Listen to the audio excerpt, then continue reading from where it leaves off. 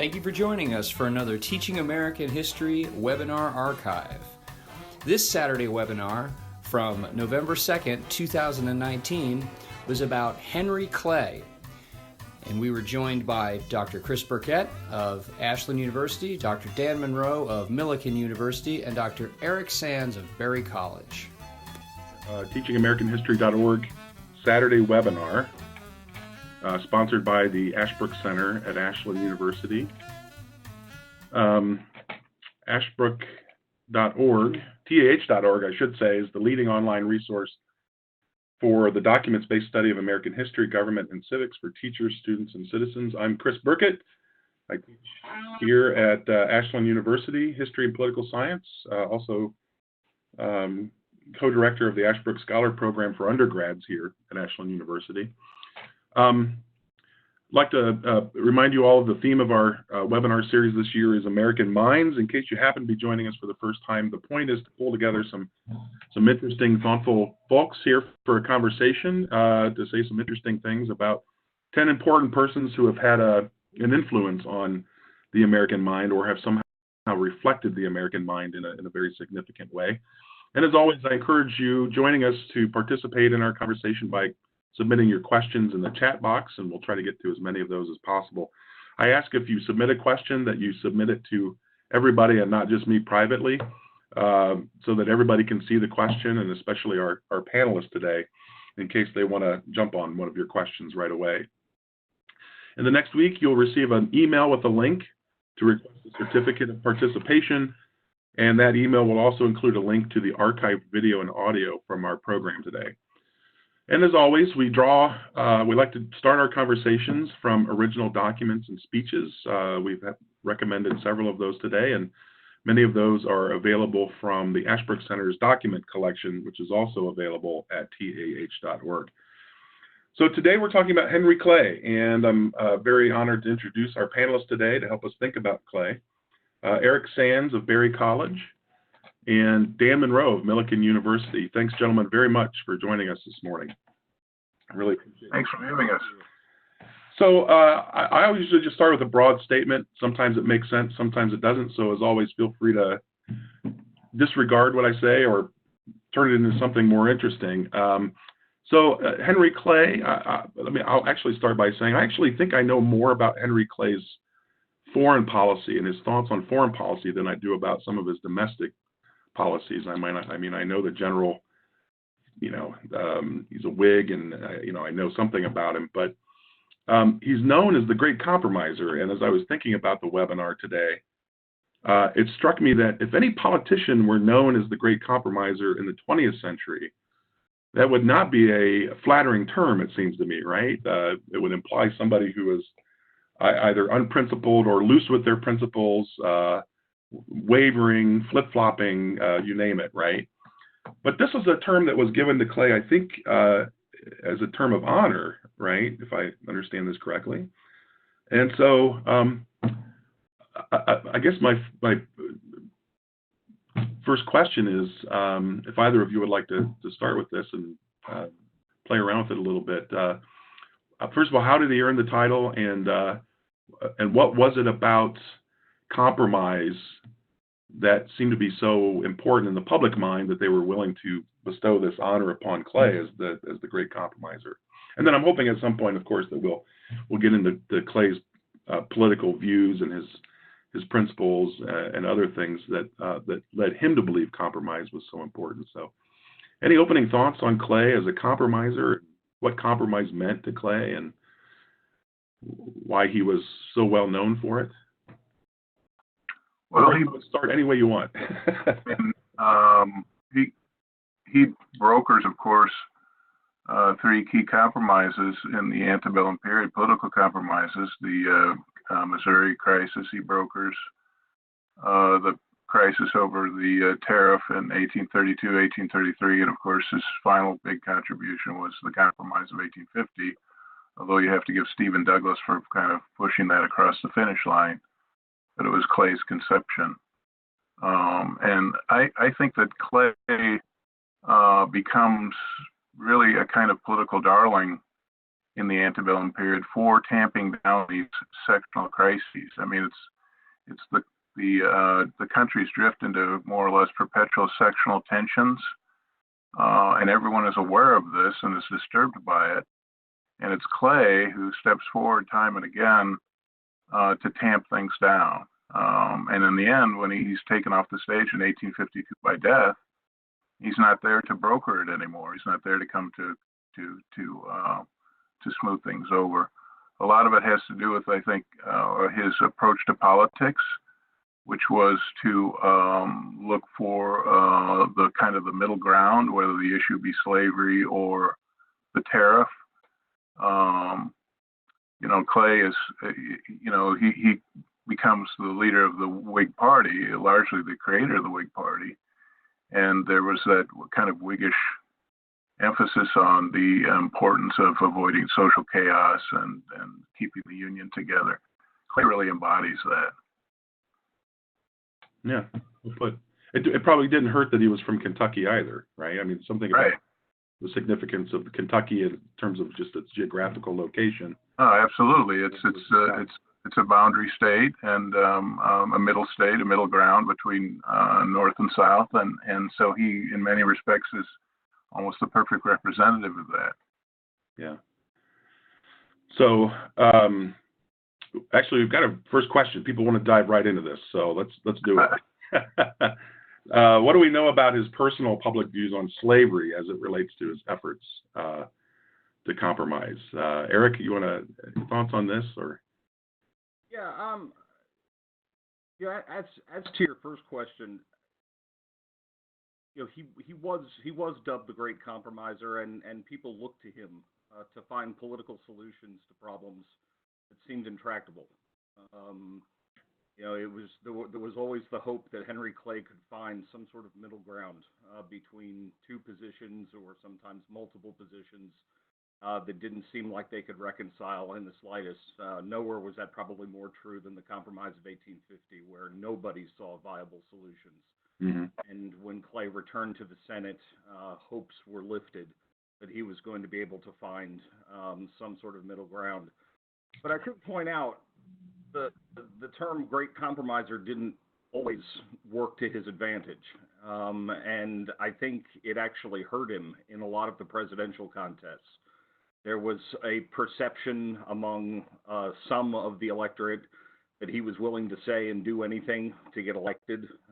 He wasn't really committed to any firm principles, that he was willing to compromise on just about anything in order to broker some sort of settlement in Congress. And it meant that a number of people didn't trust him.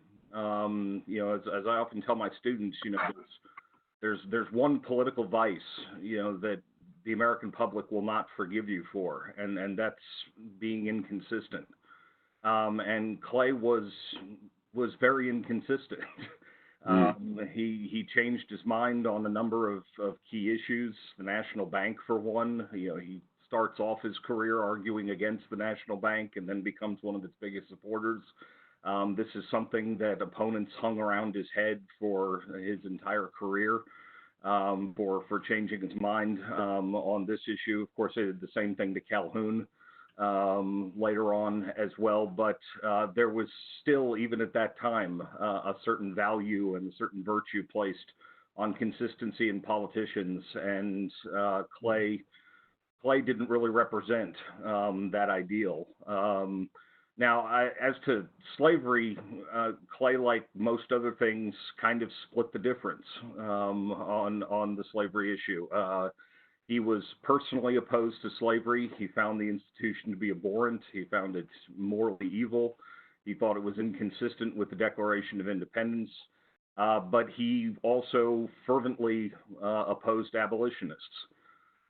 He did not believe in immediate emancipation. He advocated gradual emancipation, followed by recolonization back to Africa. He was the head of the American Colonization Society for most of his career, and entertained a number of pretty blatantly racist views. when it came to the status of blacks. He didn't think that whites and blacks could peacefully coexist in society.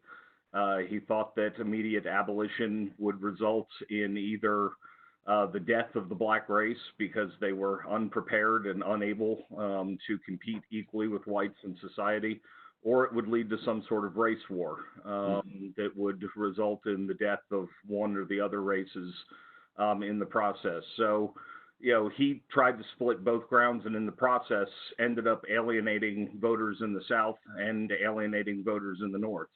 Clay thought he had found a good middling position on slavery, but as a consequence, he really did end up with some pretty powerful enemies among abolitionists and among states' rights and slavery supporters in the South.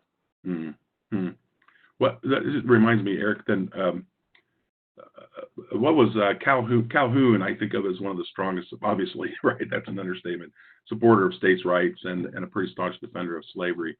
Can we talk a little bit about Calhoun and Clay for a second? About they were pretty staunch enemies, Eric, my understanding is that right? They started out as pretty staunch allies. Mm-hmm. They were both national Republicans. They stood together on a whole host of issues in the 18-teens and the 1820s. And it wasn't until Calhoun began to defect to the States' Rights Party during the South Carolina nullification crisis that the two started to have a break from one another. But they were also political rivals for the presidency. Mm-hmm. And that put them at odds with one another as well. And eventually, the two came to be, I wouldn't call them enemies. They respected each other a great deal. But they certainly were political opponents and stood on opposite sides of a lot of key issues. Calhoun most famously opposing Clay's Compromise of 1850 and declaring on practically his deathbed that the only solution now was disunion. And refusing to go with compromise to the very end. That's very fascinating. Do we know, Eric or Dan, where Calhoun? I'm just sorry for bringing Calhoun up so much here, but do we know where Calhoun stood on the tariff compromise that Clay brokered? He was opposed to that pretty strongly too, was he not? Calhoun joined Clay's efforts to find a solution. It's actually an interesting issue. Clay brokers that compromise essentially by coming up with a time, as he often did. Clay, one of Clay's big principles was, and this is something where you see Clay influencing Lincoln. Clay's argument was, let's take a deep breath when we get into these crises and use time as to cool tempers and to come up with maybe a solution. And that was certainly the case in 32, winter of 32, 33, where Clay is trying to figure out how we can get out of this, this cul-de-sac we are on, vis-a-vis the tariff controversy. And it's Clay who argues for, his solution is the gradual decline in tariff rates to 1842, down to the, I think it's the 20% level. And Calhoun joins him in that. Calhoun recognizes that, we're dealing with Andrew Jackson here, and that's a bit of a problem. And so his support for Clay's compromise efforts is really one of the keys to, and Clay reached out to him. They really didn't get, as Eric points out, they really didn't have a great relationship. But Clay was a charming fellow. Whatever you think of Clay's, principles, he does admit bluntly that he had changed his mind on the national bank. So at least he had the virtue of saying, I've changed, here's my new position, and this is why I believe in the national bank, as opposed to 1811 when he cursed it. So he reaches out to Calhoun, and it's a key moment in diffusing that crisis. This is what made Clay a national celebrity, was his ability to drift into a seemingly intractable sectional crisis and guide the country to a solution. Hmm. That's fascinating. We also have to remember Calhoun was pretty new to the states' rights movement at that point as well. I mean, one of the very humorous things is when he was writing the South Carolina Exposition and Protest, he had to actually call in favors to friends to get copies of the Virginia and Kentucky resolutions because he didn't actually have any. I see. And, you know, he's basing a lot of the arguments in the Exposition and Protest off of especially Jefferson's Kentucky resolutions, and he's never even read them. So, you know, he has to get them on loan from friends to be able to put this together. So, you know, he was not at that point, you know, I think an ardent states' rights defender. I think this was still something that was emerging at this point. And so he was still willing to entertain compromise on the issue to avert, especially after the force bill is passed. He's very sure that Jackson is willing to take the federal army down to South Carolina, that finding some way of averting that from taking place when it becomes very clear the South is not going to rally around South Carolina and its nullification effort. He's willing to entertain a compromise on it. That's fascinating. So let me just add to Eric's point. I think that's quite right. I mean, we have to remember that Calhoun was a nationalist for a long time. I mean, Calhoun, we talk about political opportunism. Calhoun was a supporter of the entire American system in the wake of the War of 1812, and remained so for a long time.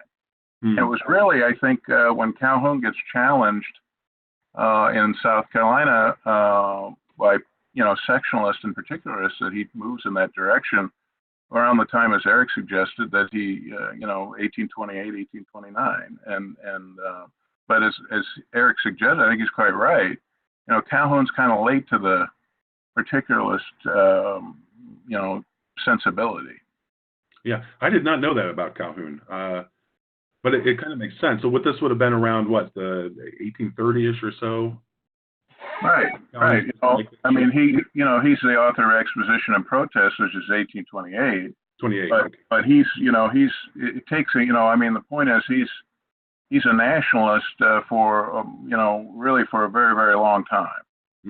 I did not know. And then kind of drifts. I think the reason, you know, there's a great book on this called John C. Calhoun, Opportunist, which I think makes a very good case that it's local politics that prompts Calhoun to move in the direction of being kind of the Southern defender. That's fascinating. When we think of the big names, the best known political figures, you know, in the 18 teens, 20s into the 30s, we think of the triumvirate, right, of Clay and Calhoun and Webster. So I'm throwing Webster into the mix now with Calhoun and Clay, just to complicate things even further.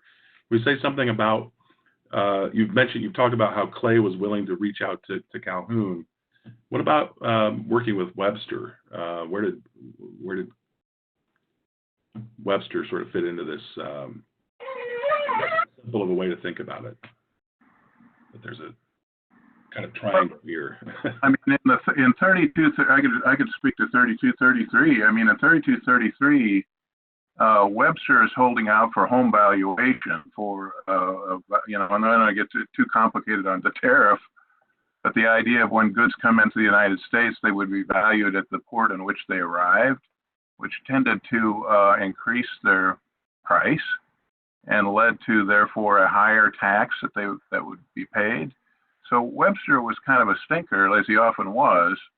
You know, I think some of this is just driven by the fact that you know, we're dealing with big egos here, and Webster sees himself as competing for the national spotlight with Clay, with Calhoun, with Jackson, and so they work together, but they do so in a kind of a way of you know, intense suspicion and you know, a desire not necessarily to always keep the spotlight on themselves.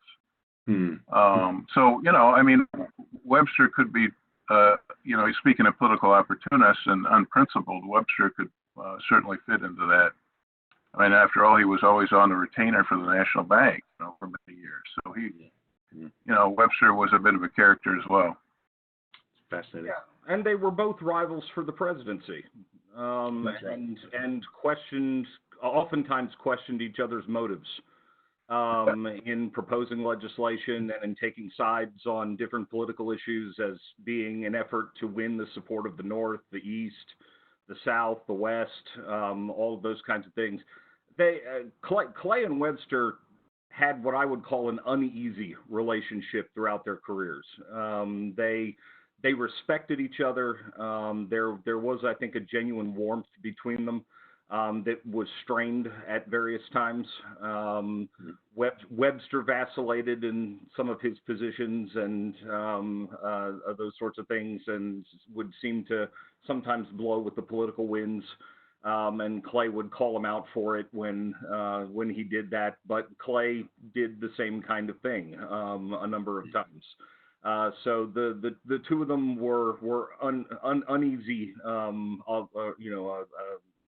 had an uneasy alliance, and when the chips were down, Webster oftentimes came to Clay's aid and supported him. But at the same time, they both wanted the same prize. And that kept them, I think, from being closer friends and closer allies in Congress. Yeah, that's fascinating because, when I think of Clay, Webster, and Calhoun in that era, right? I mean, they're known for great speeches and taking sort of principled stands on various things in various ways. But the politics of this whole relationship is fascinating to me because they are politicians after all, right? So. Well, and as Eric points out, it's always good to remember that Clay wanted to be president all of his career, and he quarreled. I don't think a lot of people realize this. He quarreled with every president.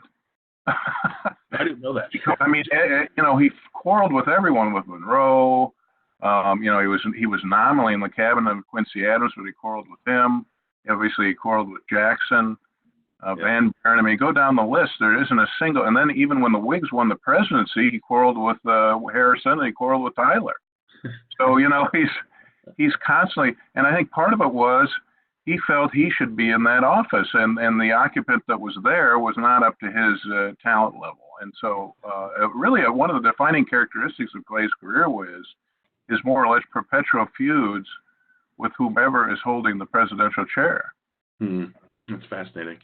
Yeah, 1840, when Harrison becomes president, that's where Clay picks up the moniker the tyrant. And he controlled Congress. He decided he was the head of the Whig Party, and he was going to set the nation's agenda, and the president's job was to go along with what he said. So even though he wasn't in the presidential chair, he believed himself to be in charge, and he was petulant, he was arrogant, he was domineering, he was condescending, and it got picked up in a lot of newspapers that he was, behaving a lot like Andrew Jackson in the way that he was domineering the Senate and domineering Congress with his program. And Harrison wasn't alive long enough to really react one way or another, but Tyler, got sick of it real fast and then started vetoing a lot of Clay's legislation, and the two of them really started butting heads at that point. But Clay could carry things too far. And when you read the biographies of Clay, one of the things that stands out is that every page you turn, you see him described in a different way. On one page, he's eloquent, he's humble, he's virtuous, he only cares about the Union. And then on the next page, he's venal, he's arrogant, he's and it just keeps vacillating that way, all the way through these biographies. The word that shows up in a lot of them is that he was the consummate actor. He had a part to play, and depending on the scenario and depending on the scene he found himself in, he would try to fit the mold to whatever the situation required. That's fascinating. So we've talked a little about, this has come up a little bit about Clay's politics and these sorts of things. In the 1820s, it seems to me there's a kind of a shakeup politically going on, right? So we know by the time we get into the 1830s, we've got the Whigs, and one of you mentioned that Clay is I think the founder, or considered to be the founder of the Whig Party, or a leader anyway in the movement to create the Whig Party. So can we talk a little bit about Clay's role in the 1820s and in this? I don't know if I want to go so far as to call it a realignment of the parties. What is it that leads that Clay does that takes us from having essentially national Republicans and Democratic Republicans to having Whigs and Democrats by the early 1830s? What role did Clay play in that? I mean, Clay is very much a nationalist. He's in favor of a robust federal government. Of course, he's the author of the so-called American system, the tariff, the national bank, internal improvements, the idea that the federal government has a role to play in the economy and the developing economy. And that becomes, of course, the great debate in the 1820s between those who, like Clay, who see the country as a developing economy and the federal government to have a role in it. Certainly not as robust a role as today, where it's, a leviathan, but a more robust role than Andrew Jackson and others who I think were devotees of kind of Jefferson's agrarian ideal. And so, as far as the development of the parties, I mean, it's Clay, I think, who emphasizes congressional supremacy. Eric mentioned Clay's battles with Tyler. That was certainly driven in part by his philosophical conviction that the Congress really should be the preeminent branch, and that the presidency under Jackson was drifting into this kind of tyrannical conception that classical republicanism always warned of. If there was going to be a dictator in the United States, that dictator would come from an executive who was out of control. And Jackson certainly seemed to be out of control in the sense that he's, vetoing all these bills. He's vetoing for political expediency, not just constitutionality. He's issuing threats, as he did during the nullification crisis. He's being Andrew Jackson. and so Clay, he does this, there's a great speech that Clay gives in April of 1834, where he essentially lays out this critique of the Jacksonian presidency and emphasizes the necessity of congressional supremacy and what he sees as the abuses of presidential power that Jackson had engaged in. And it was, it's always important to remember that the Whig Party is very much a coalition of folks who are united around one thing, and that is that they're worried about Andrew Jackson. They're worried about excessive presidential power. I mean, why is John Tyler a Whig? Well, John Tyler really didn't believe in anything that Henry Clay believed in terms of key issues. He was opposed to the national bank. He didn't think much of the tariff, at least the tariff for protective purposes. He was suspicious of the federal government doing internal improvements, yet he drifts into the Whig coalition because he's worried about Andrew Jackson and what is seen as Andrew Jackson's potentially tyrannical actions. Clay's really the driver in that debate, in part because of his stark characterization, grim characterization of Jackson's actions as president. Is it true, by the way, that the Whig Party gets its name in reference to thinking of Jackson as a king, King Andrew? And so right. It's that kind of Whig criticism of the British Crown that dates from the mid 18th century. There's an attempt to link with that kind of opposition literature that Bernard Bailyn writes about, and suggests that Jackson is acting as a kind of proto monarch. Yeah, and the other thing I'd add to that is under Martin Van Buren's influence, the Democratic Party is very rapidly building into a national party organization. They are really dominating the national Republicans when it comes to our organization, to fundraising, to all kinds of party activities. And I think Clay comes to understand that they need a new party organization. They need something modeled a little bit more off of what the Democrats are doing if they're going to compete in national elections. And one of the reasons he attributes his defeat in 1832 is to superior organization by the Democrats. So one thing he complains about is that his message was never able to get out to the electorate because the National Republicans didn't have enough newspapers. And so not enough people were able to read what Henry Clay's views were and read his defenses against attacks on his character and all of these other kinds of things, whereas the Democrats had a proliferation of newspapers that lots of people were reading, lots of people were being influenced by. And so I think Clay understood that, they were going to have to play the game the way the Democrats were playing it. And from 1836 forward, decided to put together the new opposition political party that was organized more on national grounds and, was engaged in the same kinds of party activities that the Democrats were engaged in. No, that's fascinating. I thought about that because is this the advent of party platforms as well? If I remember, don't the idea that parties have to issue sort of manifestos in the form of platforms? The Democrats are starting to issue platforms. The Whigs, it takes them a little bit longer. Clay is actually really disappointed in 1840 that the Whigs don't issue a platform. He thinks they should have put out a statement of their principles, which would have been his principles. Yeah. But the Whigs pick up on this very quickly. I think 1844 they do put out a platform. It's short and sweet and concise. But they do finally follow suit and start putting out platforms of their own. Yeah, part of the reason I asked that question is in light of what you've both been saying about the Whig Party being formed initially as an anti-presidential anti-Andrew Jackson party, right? Concerned about abuses of executive power or augmentations of executive power under Jackson.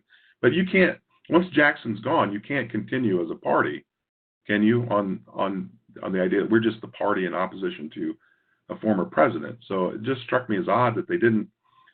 I guess I'm wondering when did or maybe it was simultaneous. The Whig Party became known as the party of, as you were saying earlier, Dan, a stronger role or more important role for the national government, things like national bank and internal improvements and things like that. Yeah, they always had. That was kind of the fallback position. Well, I shouldn't say fallback because in many respects it was the raison d'etre. They were formed as a kind of anti-Jackson coalition, but when Jackson's off the stage, then they are, I think, in many respects, they're the party of the developing economy, the party with a positive economic agenda.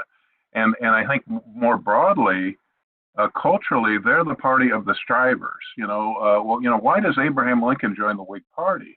Yeah. He comes from an absolutely dirt poor background. His father is a subsistence farmer. Why didn't he then drift into kind of the Jacksonian coalition that dominated Illinois politics? And the answer is because he was a striver. Yeah. And the Whigs represented that kind of, ideal, that American ideal that you could come up from nothing and become something by dint of hard work and perseverance. The Whigs they're more than just a political agenda. It's a cultural agenda as well. Mm-hmm. Although it wouldn't be something that they would consciously define, but it's there. They represent those who want to come up from the ranks, so to speak. But also more broadly, they're the party of social peace. They're the party that's opposed to the chaos that the Jacksonians represent. Think in terms of Lincoln's Lyceum address, saying, "Holy something, Batman! The whole country is descending into mob violence and chaos. We need to teach every lisping babe the Constitution." Yeah. So the Whigs are always they're always the chin pullers. I'm pulling my chin now. They're always the ones, when the Jacksonians say, "Hey, let's go take another couple million acres of territory," the Whigs are going, "Now wait a minute. Let's think about that. Or in the case, Eric talked about, Henry Clay's position on slavery. It was essentially a position that emphasized using time to settle or to get rid of obviously an institution that was antithetical to the conception of natural rights, of a natural rights republic. Clay's principles, Clay always emphasized gradualism. Well, we've got a tariff crisis. How should we deal with it?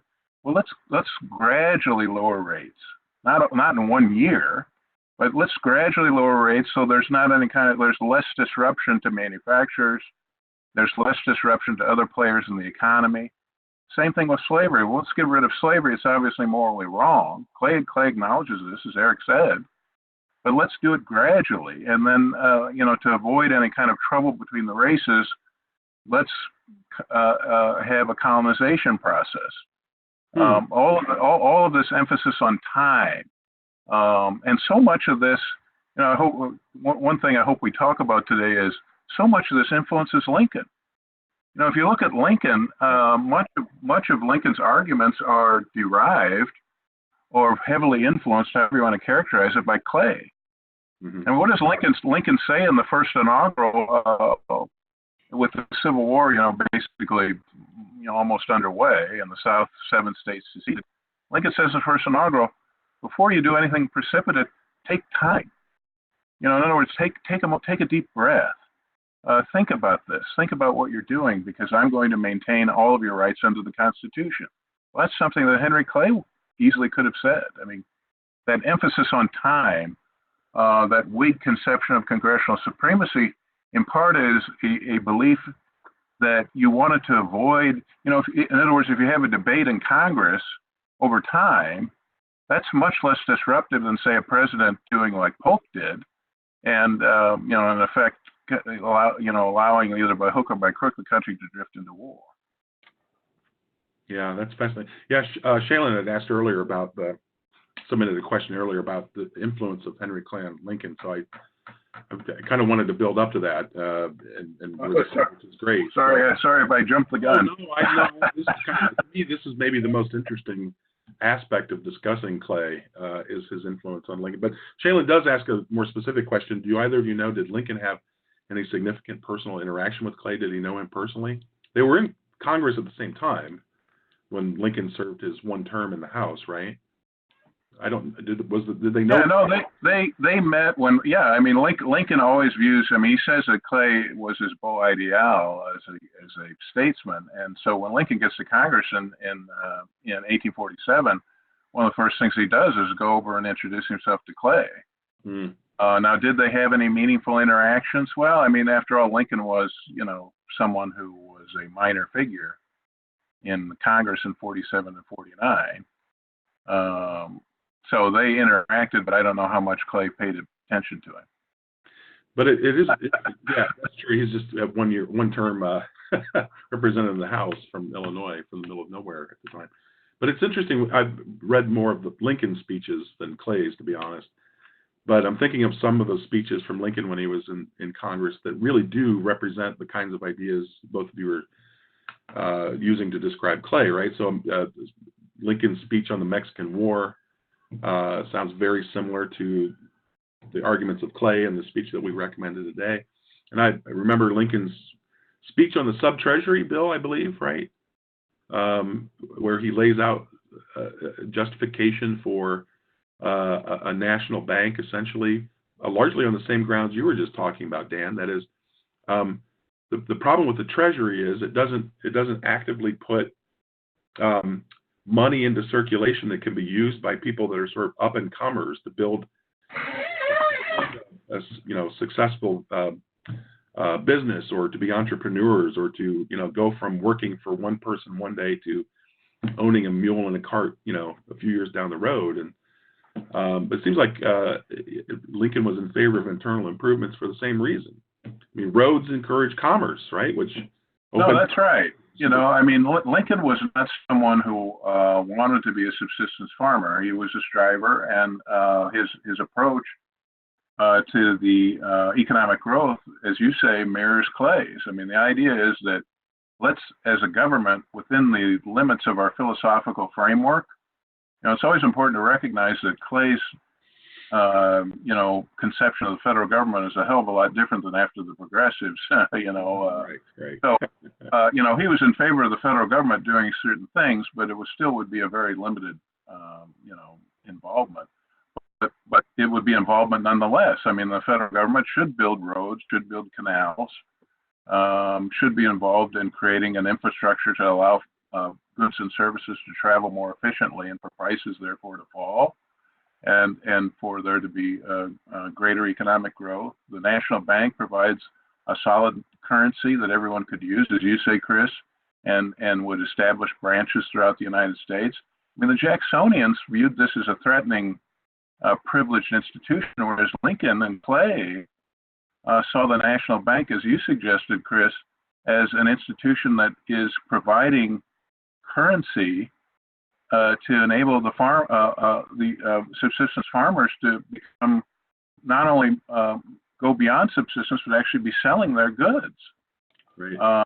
and buying additional land. I mean, there's really, it's really. I've always been struck by how odd it is that the Jacksonians didn't get this, that they saw the National Bank as this strictly as a kind of threat to or a force for economic privilege, and were unable to conceive of it as a key element in the developing economy.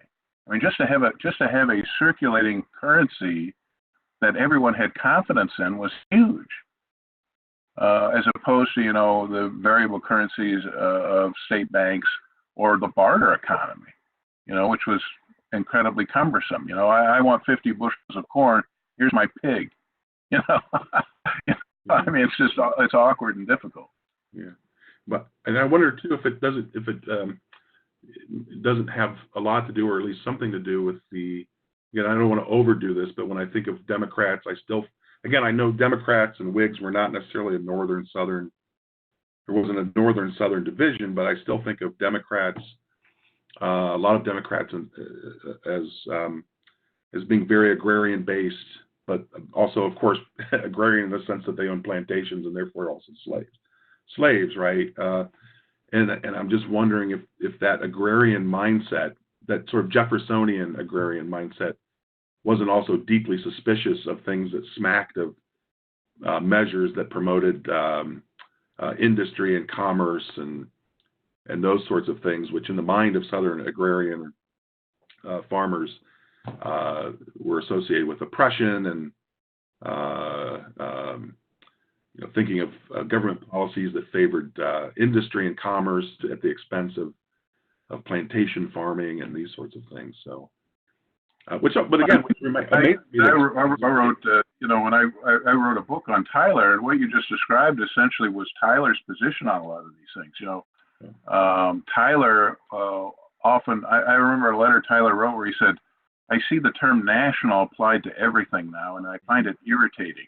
I'm paraphrasing, but now and I go to Washington D.C. Now there's a national oyster house, or there's a national stable, and from Tyler, as you say, Chris, from that agrarian perspective, that was horrifying.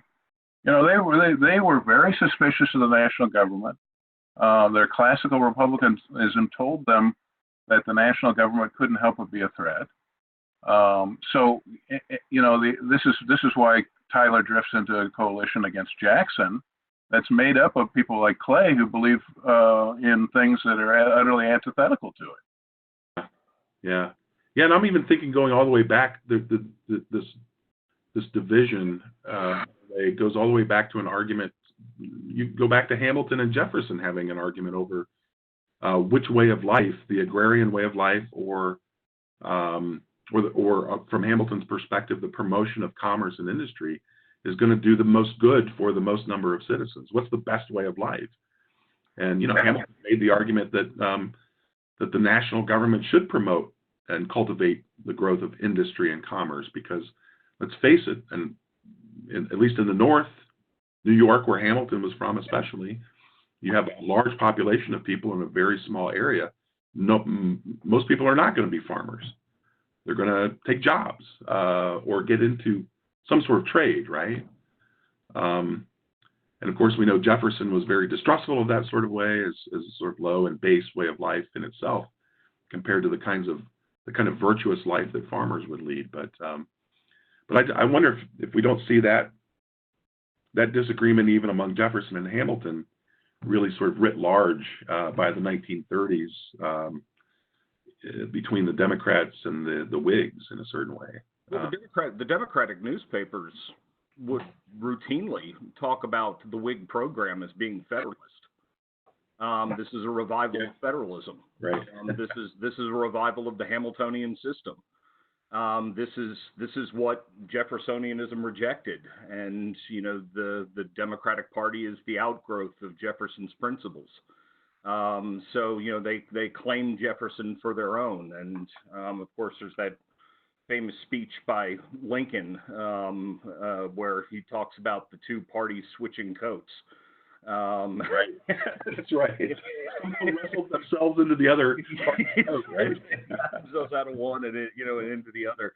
But you do see that criticism mounted in the newspapers, and I think that was one of the reasons Henry Clay was always very quick to talk about his own upbringing.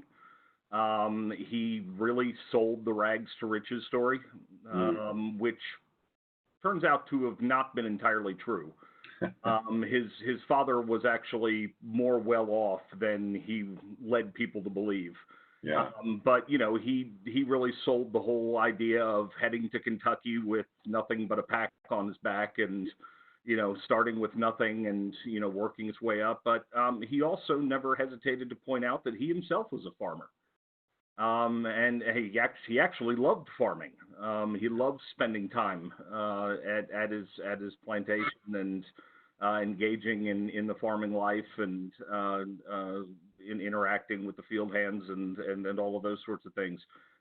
So he did kind of have this sense of, I do understand where you're coming from, but your fears are misplaced.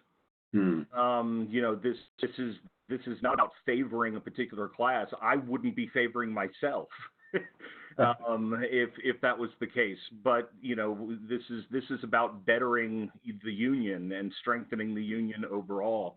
And he said in one of his speeches that his three key words to politics were harmony, compromise, and union. Those were his three ideals, and I think those policies, those economic policies that he advocated, were really about doing what was best for the Union, not advocating a sectional interest, not advocating the interests of a particular part of the country, but doing what was best for the Union overall. Yeah. Oh, that's a great point. I just want to add to that, if I may.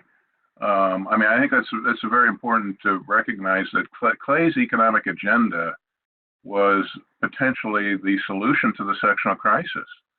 If you could, Clay hoped that if you could knit the sections together by economic growth, by economic relationships, intertwining the North and South, the East and the West, all together in this kind of engine of economic growth, then maybe that kind of sectional particularism would be tamped down.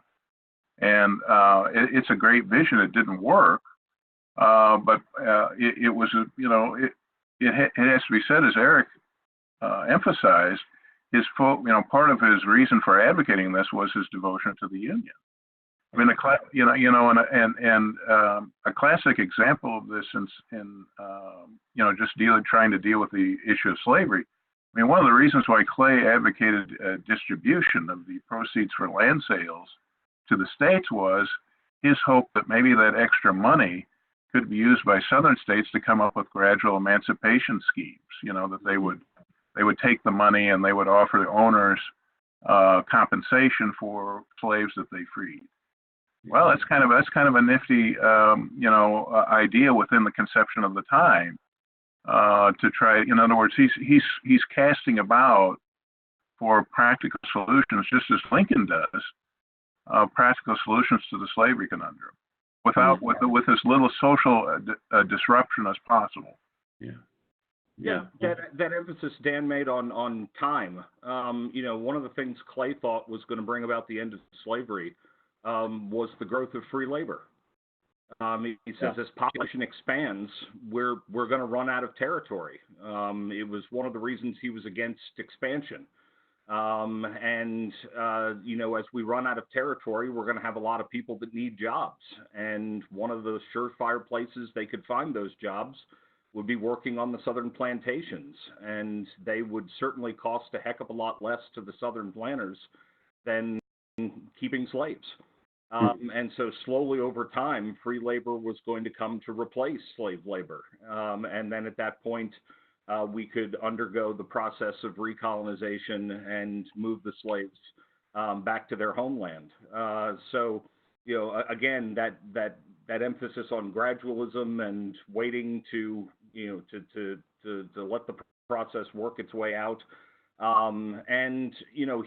He was, I think, somewhat principled on this issue of slavery, even though he does take a kind of middling ground on it. In 1839, as the presidential election is heating up, and the talk again is about a Clay nomination, he delivers a major speech on abolition, and he ends up offending a lot of abolitionists by not taking a strong abolitionist ground.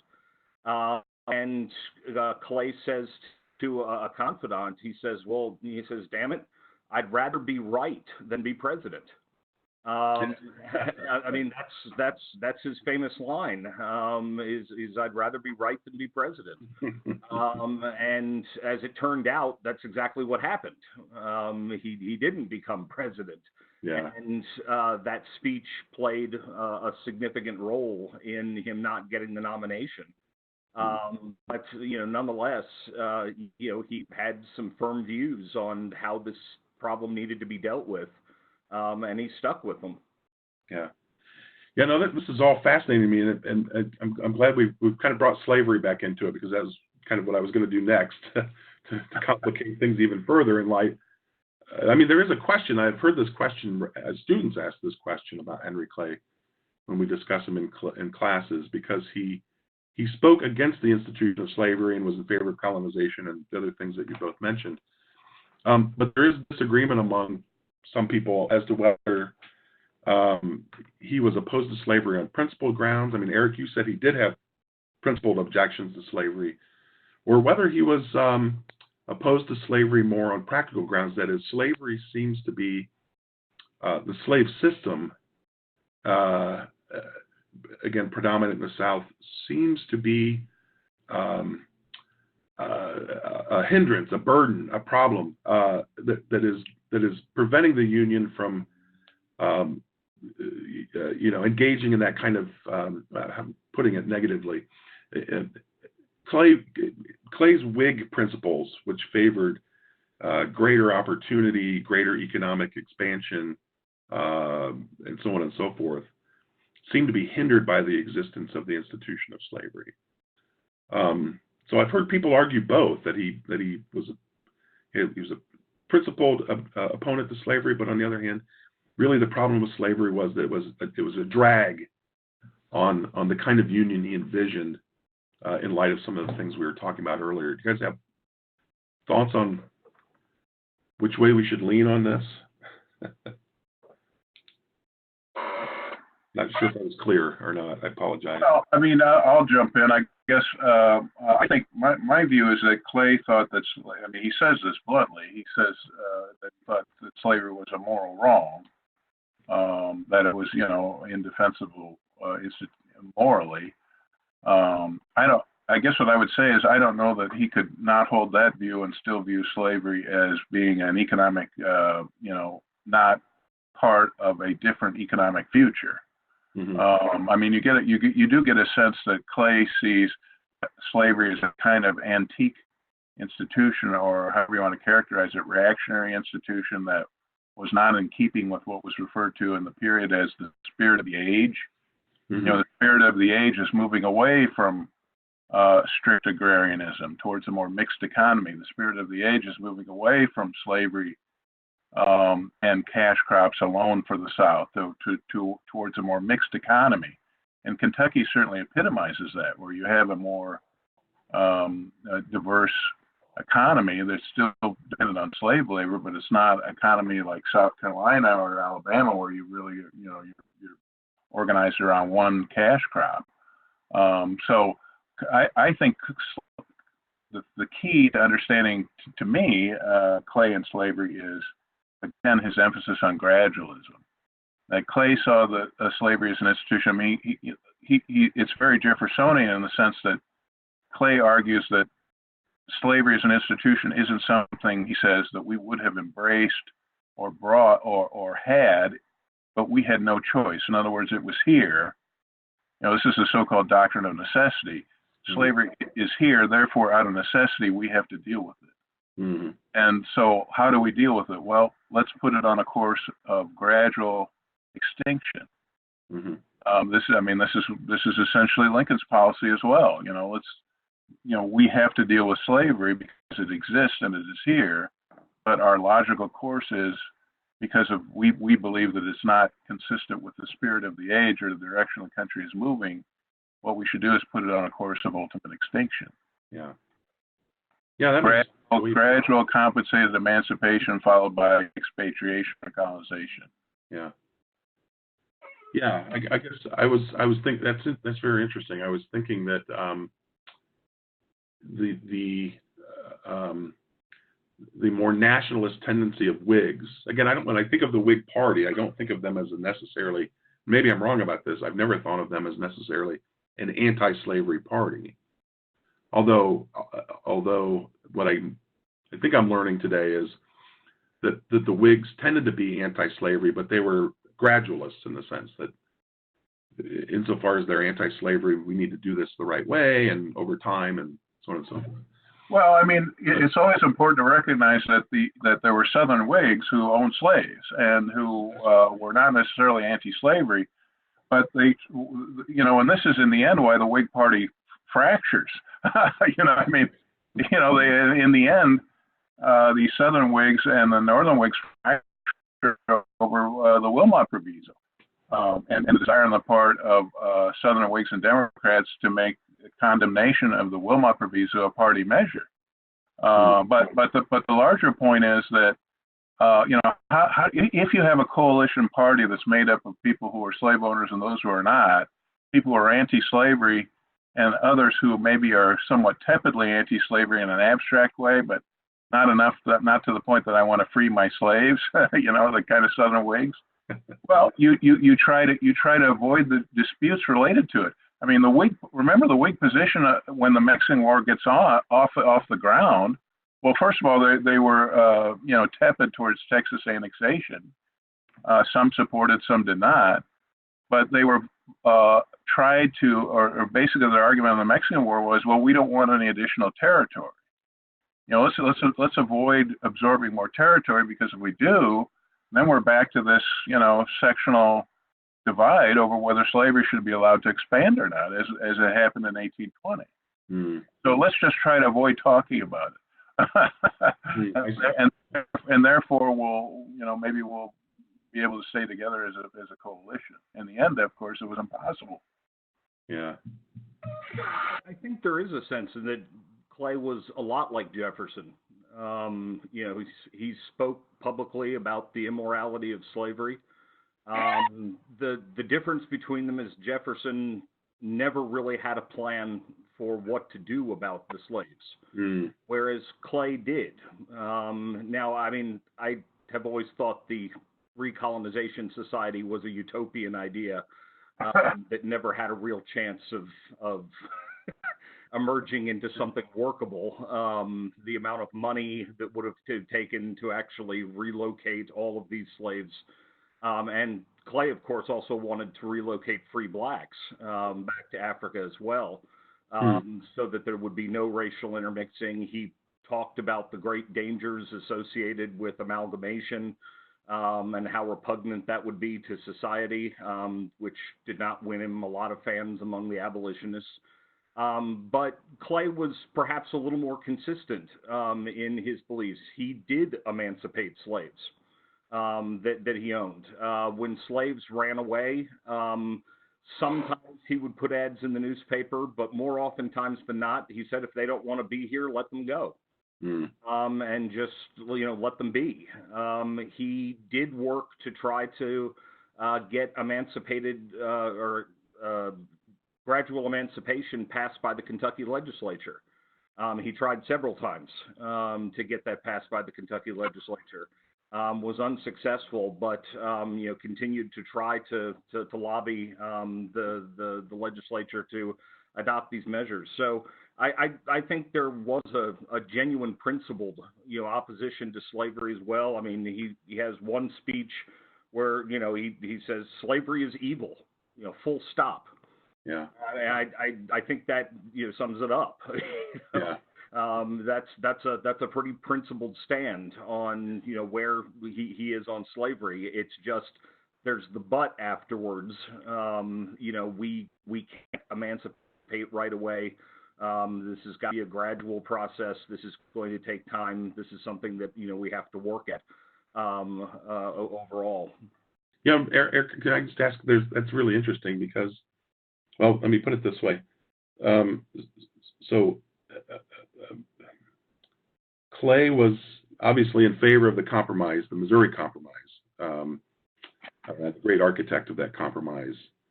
I'm trying to formulate my question here. I mean, you raised some interesting comparisons of Clay with Jefferson, but also some contrasts. I guess what I'm trying to understand why Jefferson disagreed with because Jefferson did not like the Missouri Compromise. I'm wondering if some of the things you just said, Eric, don't help us understand the difference between Clay and Jefferson on slavery and how they thought what the best course of action was to put slavery further down the path of extinction. Because we know Jefferson thought that the Missouri Compromise was bad. He called it the death knell of the Union, right? And so on and so forth. I always find it interesting that Clay, who seems so heavily inspired and influenced by Jefferson, that it was also true that Jefferson was not a supporter of the Missouri Compromise. Can we think through somehow and understand why why Jefferson was opposed to it, but why Clay thought he was right despite that? I'm not asking the question very well. I apologize. A lot of new thoughts are running in my head here.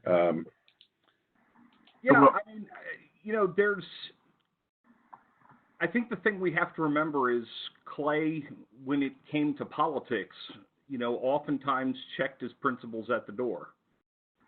And I think when it came to the Missouri Compromise, he was thinking primarily in terms of what was best for the Union, not so much what was best for slavery. Oh, that's very well. And, that this was an issue that was dividing the country. This was an issue that had overtures of sectionalism and division written all over it. And Clay was looking for a way of bringing the sections back together, a compromise that would allow us to peacefully coexist on the slavery issue. Again, if you look at his long-term solutions to the slavery problem, there's no reason that they're not going to be effective in this new territory as well. It's just probably going to take a little bit longer. It's going to be a little bit more drawn out. So I don't think he abandoned any of his ideas that slavery was wrong. I think he just put union before his anti-slavery beliefs. Yeah, the way you put it, Eric, makes me think, because I'm thinking of Jefferson's main critique of Jefferson's two critiques of the Missouri Compromise are, one,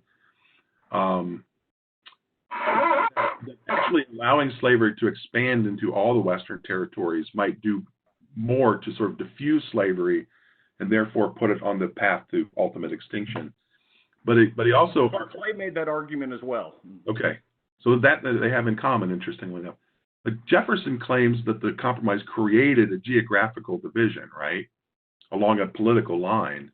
And I wonder if Jefferson wasn't being a little naive in that. I mean, it may have created a sort of legal division in terms of geography, but I wonder if Clay didn't recognize something Jefferson didn't, and that is the line already existed, it just wasn't legal.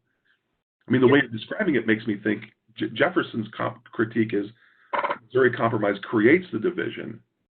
And Clay seems to be saying, no, the division exists.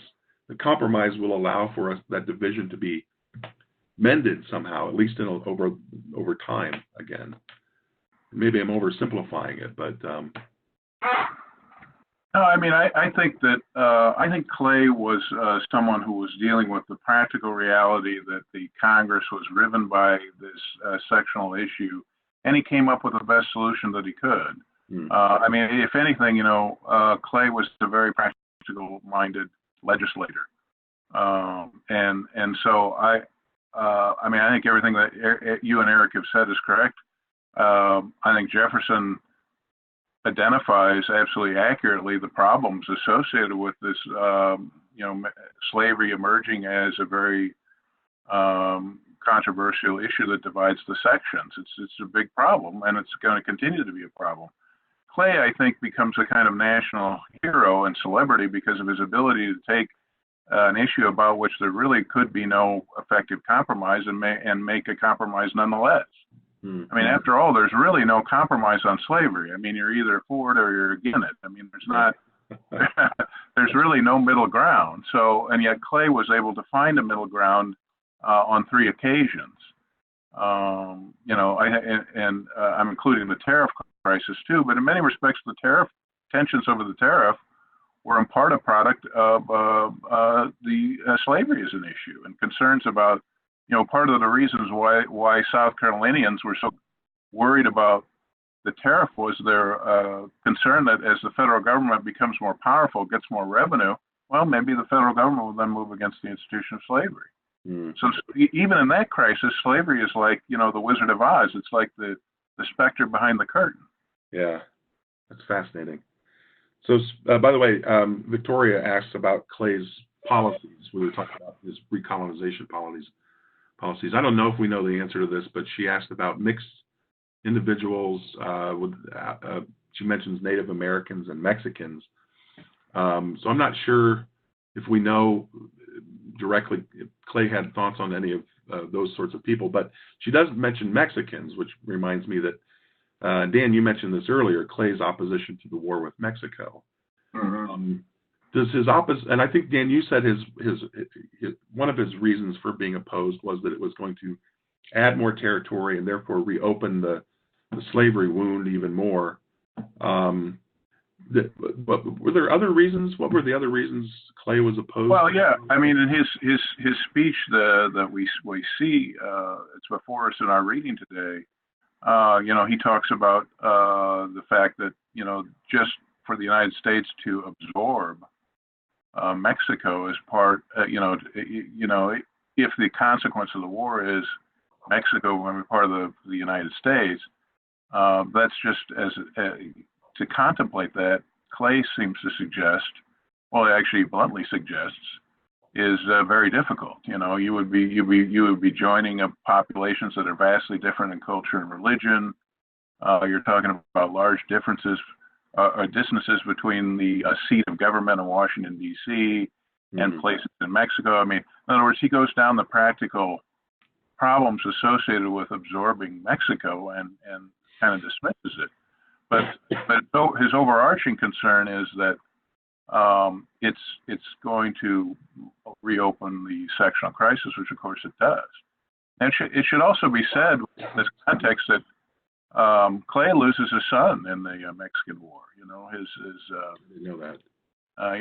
His son becomes a officer in the Kentucky Regiment and is killed in action in a very savage way in the war. And for Clay, and you get this sense in the speech, the war was a tragedy on multiple levels. I add to that politically. Very, very, very unfairly. The fact that Clay's son died in the Mexican-American War was actually used against him and his opposition to the war. It was in the opposition press. It was, your own son, is fighting for the cause of Mexican liberation, and you're out there opposing it. You're disgracing the honor of your child. which was, just vicious smear on him. I'd add as well, it was a particular tragedy because Clay's life was just beset with tragedy. He lost all of his daughters at premature ages. And his sons were all a colossal disappointment to him, except for Henry Jr. And Henry Jr. is the one that died in the Mexican-American War. Two of his other sons ended up in lunatic asylums. Another one couldn't get out of gambling problems and was costing him money his entire life. He just was beset with a cloud over his head. At one point, to try to alleviate all of this bad luck, he even allowed himself to be baptized at Ashland. Thinking that the providence of God would finally look over him and protect his family. But I do want to say something real quick on the Native Americans. Clay did not have a particularly elevated view of Native Americans. He shared, I think, the prejudices of a lot of Americans about their capabilities and their inferiorities to the white man. But he did become a very staunch supporter of Native Americans. He fought throughout his career to make sure that they were protected. He opposed Jackson's Indian removal policy. When the policy was enacted, he fought to try to create reservations and areas that the Indians would be protected. And in fact, several of the tribes were so taken by the fact that Clay spoke up for them and defended them that they erected monuments to him. That's fascinating. So he was kind of actually known as something of a patron saint of the Indian tribes during his political career. Yeah, because at the very least he expected them to be treated justly and yes, protected in a certain way. That's fascinating. It reminds me, this is really off topic, but it reminds me of, you mentioned the monuments erected to him. There were monuments erected to Clay throughout Latin America as well, for different reasons, I think. But when I think of Clay's American system, as you and Dan were describing it earlier, his vision for that extended throughout the Western Hemisphere, of course, right? I think as an extension of his own economic views and economic sort of vision for America, but that led him also to be a great supporter of Latin American independence movements, and he was one of the more outspoken members of Congress in that regard. And so I just made me remember that he was widely praised throughout Latin America, and there were statues of Clay in virtually every country until, in some cases, recently when they were toppled by new sort of socialist regimes. But never mind, I won't go down there. But yeah, so he is known as that kind of. It's interesting that we sort of end. We're getting close to the end here. We sort of end on that aspect of Clay's reputation as a somebody who had a vision and was willing to stand up for the rights of others. So this is something of a non sequitur. But one thing I wanted to note too is that Clay was a very funny guy. He was known for being very charming. He tended to dominate rooms he was in part by his humor. Told a lot of funny stories. Was known for coming to the Senate floor occasionally and just getting up and telling a funny story or just kind of riffing.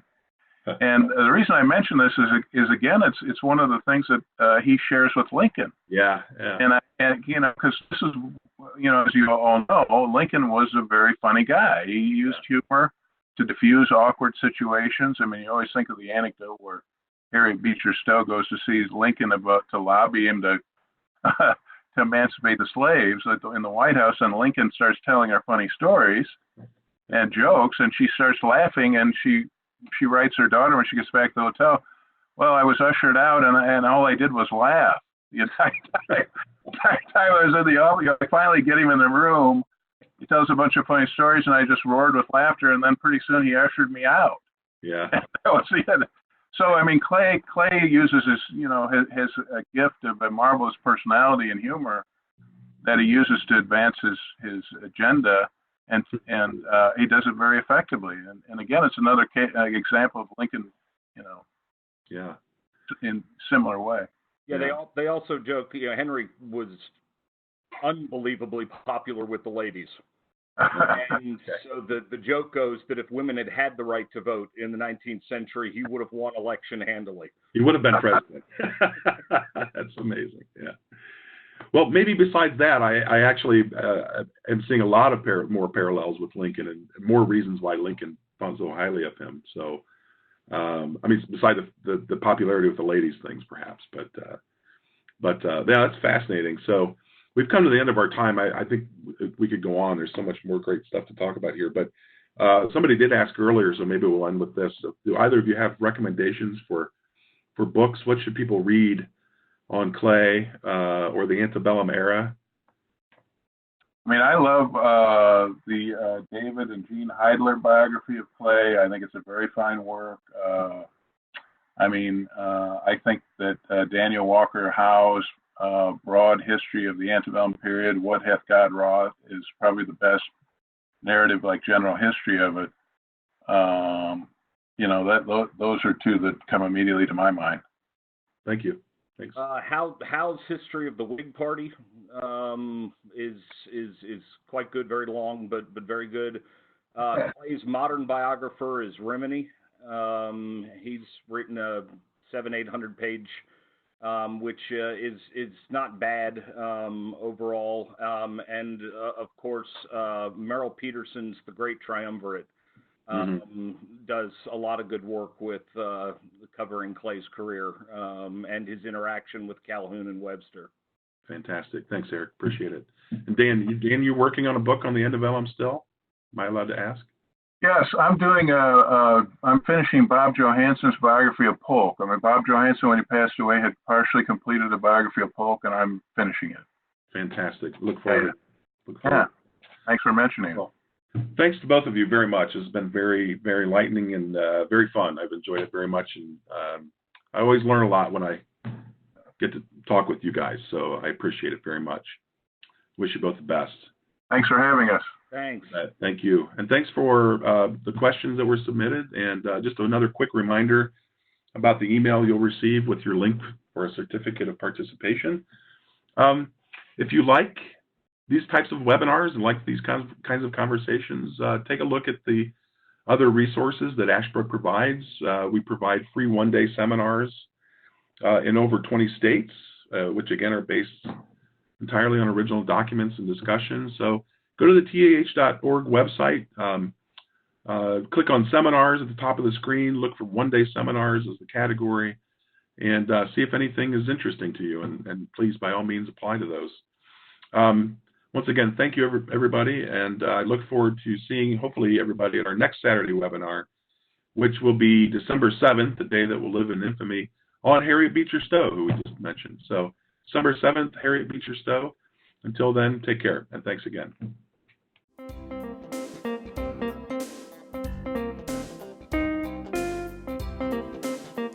Thank you for listening to another tah.org podcast. You can find archives of all our previous programs, as well as information about future programs at tah.org/webinars, or on iTunes by searching for teachingamericanhistory.org.